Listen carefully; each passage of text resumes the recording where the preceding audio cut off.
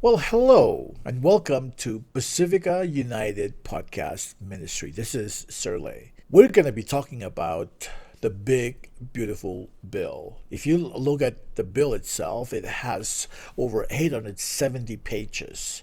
And after reviewing, I extracted about five, six important key changes that I thought might be able to summarize what this bill is about, because there's a lot in this bill, but you and I will have to just do ourselves to decipher to understand what this bill and how it will impact us. Well, overall, this current administration is doing their best to improve fiscal responsibilities, especially when it comes to spending taxpayers' money. So here's the big news, everyone. Congress just passed what's been called the Big Beautiful Bill, and it's packed with changes that could impact families, workers, and communities across the country. But what does this mean for you? Stick around and I'll break it down, especially what Pacific Islanders and affiliates need to know. Let's jump in. As I stated earlier, that I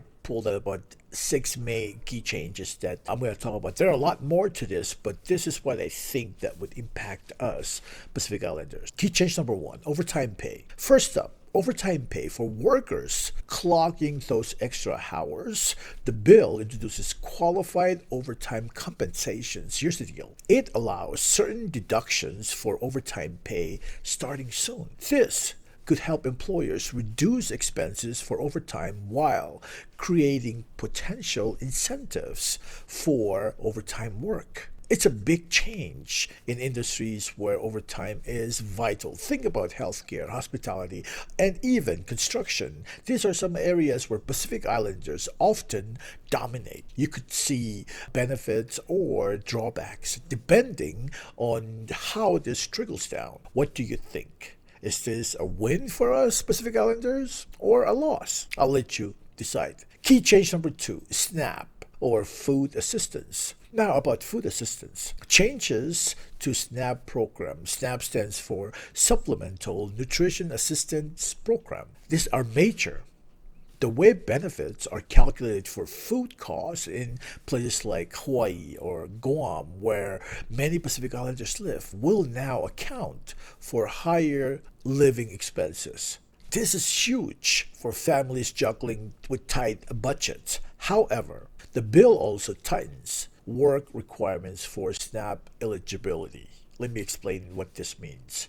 It means that there will be less abuse of the program, the system. If you this will benefit especially those who deserve these programs. We cannot abuse this anymore. This could make it tougher for part-time workers or those in unstable jobs to qualify. What's your take on this? Do you think it's helpful or just more additional red tape? Key change number three, Medicaid and healthcare.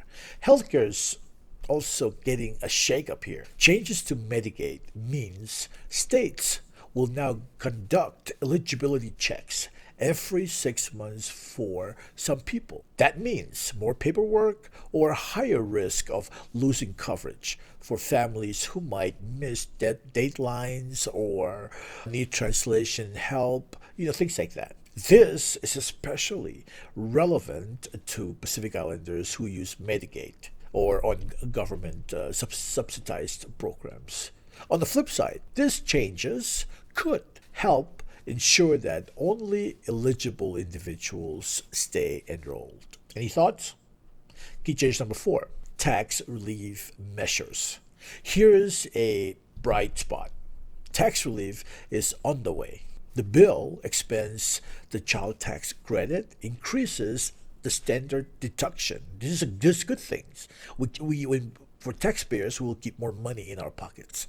That means more take-home pay, or for many, more take-home pay for many families. Whether you're raising kids in expensive states like Hawaii, California, or you're financing your kids' dream college in a state where you wish to go visit, like California and other states that you wish to go, this could put dollars, not just dollars, but extra dollars in your pocket. Plus, measures that extends deduction for student loan discharges will be a big relief for families dealing with educational debt. Who doesn't like tax savings? Are you with me? Now, key change number 5, cost of remittance transfer. Let's talk about this a little bit. There is a heads up here. A 1% tax on any international remittance transfer could add up, meaning that when you send money overseas, you would incur this 1% tax. As you know, many Pacific Islanders, including Micronesians or Samoans, we send money back to our families back home in places like, as I mentioned, our islands. For example, let's look at a $500 transfer. Now, with this new law, there is an extra $5 fee that will be tacked on to the amount that is sent. It doesn't sound like much, but it stacks up if you're sending money regularly. Will this impact anyone you know? Key change number 6. Adjustments for island communities. Finally, this bill does recognize higher cost of living in areas like Hawaii, Guam, or American Samoa. But certain waivers and benefits like SNAP, flexibility, or for these areas only last until 2028. After that, it's unclear if they'll stick around or if you're from these areas, make sure that you stay informed in these key changes. Now, what does this mean to you and me? So, after listening to this, what do you think? Do these changes mean progress or challenges for you and your family? I'd love to hear your thoughts.